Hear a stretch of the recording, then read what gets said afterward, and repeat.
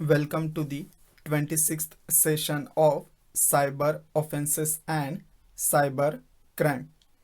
In previous session, we have studied the first type of security implications for organization. In today's session, we will study the second type. The second type is unconventional or stealth storage devices. We have already studied about mobile phones and media players used by the employees. In this session, we will see the things related to mobile devices and focus on secondary storage devices such as compact disc, that is CDs, and universal series bus, that is USB devices used by employees. As the technology is advancing, the devices continue to decrease in size and emerge in new shapes and sizes. Unconventional or stealth storage devices available nowadays are difficult to detect and have become a prime challenge for organizational security. It is advisable to prohibit the employees in using these devices. Their small size allows for easy to hide anywhere in a bag or on the body. Firewalls and antivirus software are no defense against the threat open USB ports. Not only can viruses, worms, and Trojan gets into the organization network, but can also destroy valuable data in the organization network. Organization has to have a policy in place to block these ports while issuing the asset to the employee.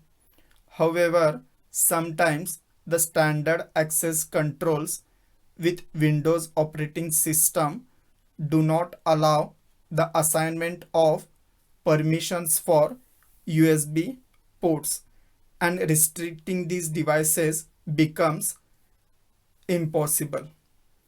Employees can connect a USB or small digital camera or MP3 player to the USB port of any unattended computer and will be able to download confidential data or upload harmful viruses.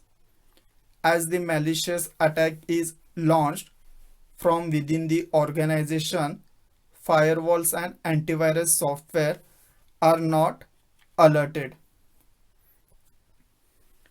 Using device lock software solution, one can have control over unauthorized access to plug and play devices.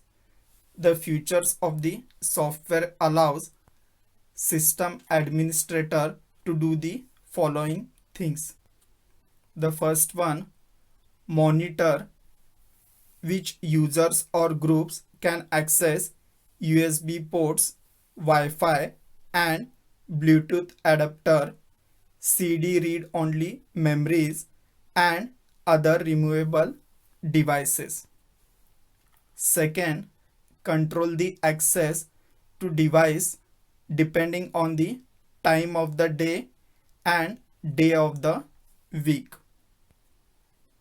Third, create the whitelist of USB devices which allows you to authorize only specific devices that will not be locked regardless of any other settings.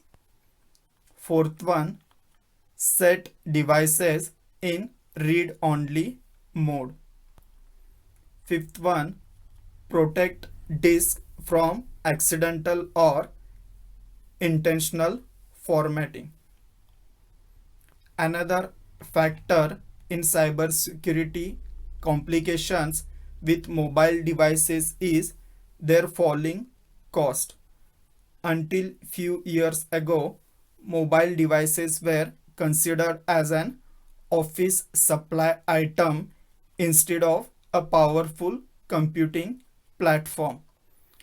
Early handheld devices were expensive and specialized, so they were created only for specific applications. But more general purpose models are now available at a relative low cost and often bundled with a wireless connection. So many organizations did not have policies concerning the uses of mobile or wireless devices at work or connected with the work. So that's it for today's session. In next session, we will study the remaining types.